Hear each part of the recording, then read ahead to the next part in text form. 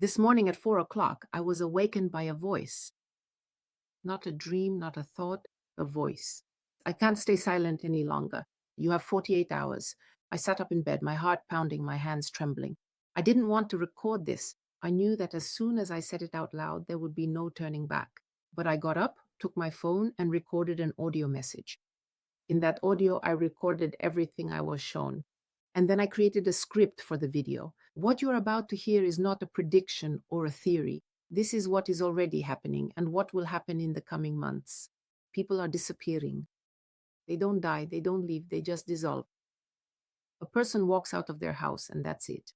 No traces, no body, just emptiness. There are no official statistics, but those who work in this field know the numbers are frightening. And here's what they say. Some people come back after days, weeks, or months, and they tell stories that make your hair stand on end. They describe a world similar to ours, but different, where events unfolded differently, where other versions of their acquaintances live, and where they themselves are different. The Druids knew about this thousands of years ago. Our world is just one of many reflections. And now, during the time of the Great Transition, the boundaries between reflections are becoming very thin. Some people cross over consciously, others by accident, and some are taken. Everywhere and on all levels of reality, there is a war going on, not a conflict between countries, but a war. In space, it's a battle for control over energy flows. On Earth, you see it every day. On the subtle plane, it's a war for human souls. And this war is for you, for your consciousness, your energy, your soul. Here are the signs that you are being fought over right now. Headaches, especially during solar flares. Heavy shoulders, your head feels like it's in a vice. No energy, you constantly want to sleep. A feeling that something is wrong, but you can't figure out what it is. The forces of light want your awakening, your connection to the earth, your true power. And the forces of darkness want the opposite, to keep you in fear, under control, dependent, disconnected from the source. And here's what's important to understand. The outcome of this battle for you personally is already predetermined. Predetermined not by fate, but by the choice you make every day. Now, I'm going to say something that many are afraid to say out loud. Even I didn't want to believe it myself. For years, I avoided this topic. But facts don't care about our comfort. They don't ask what we want. Reptilian entities, and these are not the green lizards from horror movies, are beings of a completely different kind, cold and calculating. They are capable of incarnating in a human body. How can you tell if there's a reptilian next to you or if a reptilian is within you? Signs of reptilian entities, listen carefully. The first is a lack of connection to the earth. An ordinary person can draw energy from nature. They can walk barefoot on the ground, on grass, hug trees, ground themselves, and consciously work with the earth's energy, raising it and filling their body. A reptilian entity lacks this ability. They can only get energy from other people. These are classic energy vampires. You know them. After interacting with them, you feel completely drained. The second sign is cold eyes. The eyes are the mirror of the soul. A reptilian doesn't have this mirror because their souls are different and their eyes look different. Their eyes are cold, detached, inhuman. There is something predatory about them, cold-blooded, devoid of empathy. Take a closer look at some people in power. I don't want to name any specific names. Look at photos of leaders of destructive cults. Look into their eyes and you'll see. Third, a thirst for power and manipulation.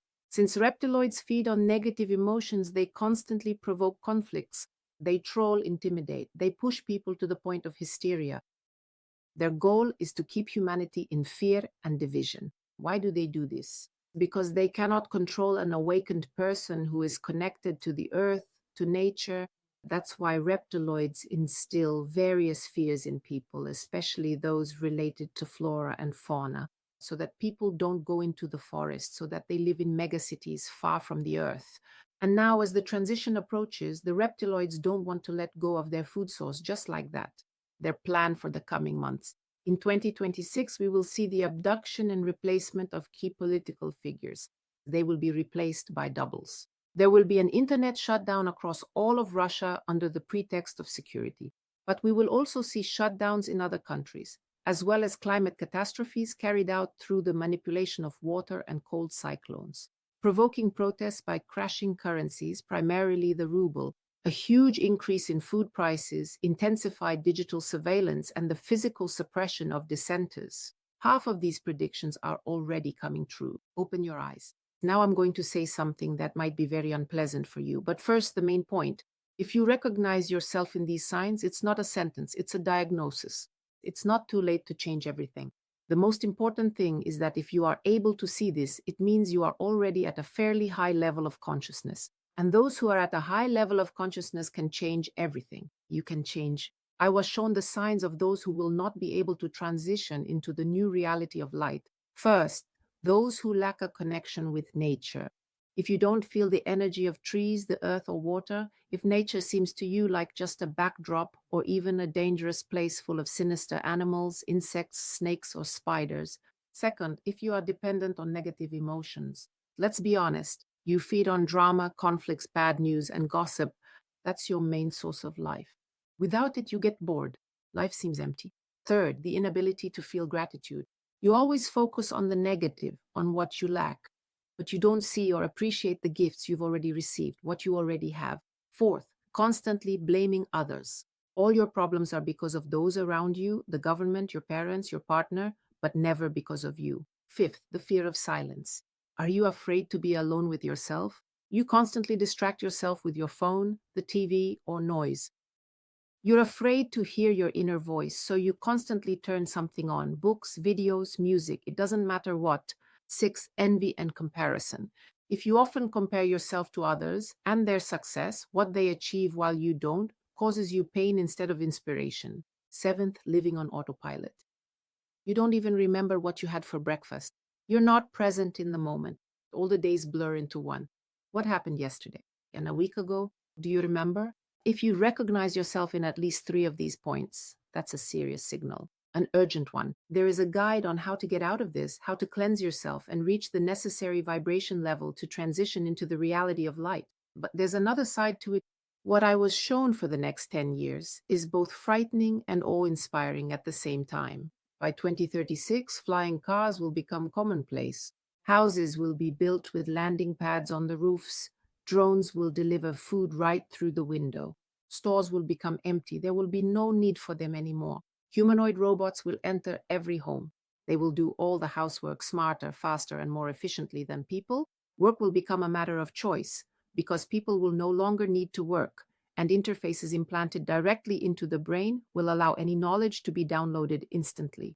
Universities and schools will close. All the most terrible diseases will be defeated. Cancer, dementia.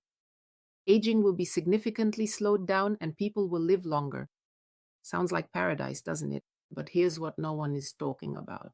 When this was shown to me, I felt a physical chill. A chill, that kind of internal coldness inside the chest, because these technologies carry one critical threat.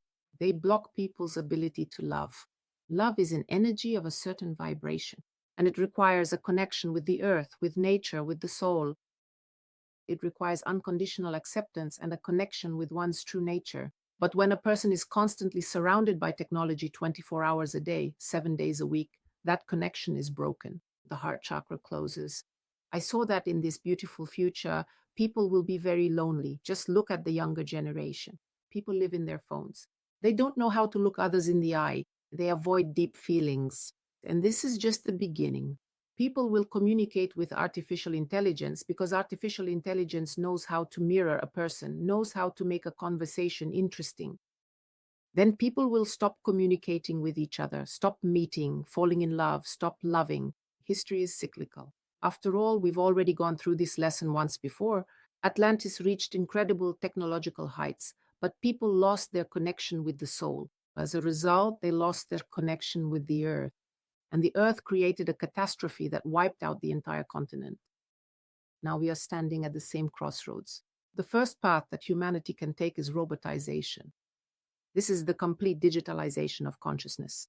Technology instead of love, control instead of freedom, survival without any meaning. Yes, people will live longer, they won't get sick, but their lives will be empty. The second path is awakening. A return to connection with the earth. The development of one's true abilities, healing, magical, and extrasensory, empathy, telepathy, cities of light. Communities of people with high vibrations who will live in nature. Telepathic communication without words. Life in harmony with nature and the cosmos. Your path is already determined not by the universe, not by fate, but by your daily choices. Every thought, every emotion, every action is a vote for the reality you will find yourself in. The ancient druids who survived the fall of Atlantis knew purification begins on 3 levels. The first level, purification of thought. A bad negative thought is like mold. Just one thought can infect your entire consciousness. And every time a destructive thought comes about how everything is bad, about how everything is inevitable and irreversible, say out loud, "This is not mine. I return it to the sender." And this is not an affirmation, it is an act of choice. So you can choose your thoughts. Level 2, cleansing from emotions. Practice gratitude as a ritual. Our brain is used to constantly focusing on the negative, but it can be retrained. Every evening before going to bed, give thanks. Think about what good things happened that day and thank the people, the earth, and the challenges and lessons you have gone through. Gratitude is not positive thinking. It is real training and an antidote to low frequencies.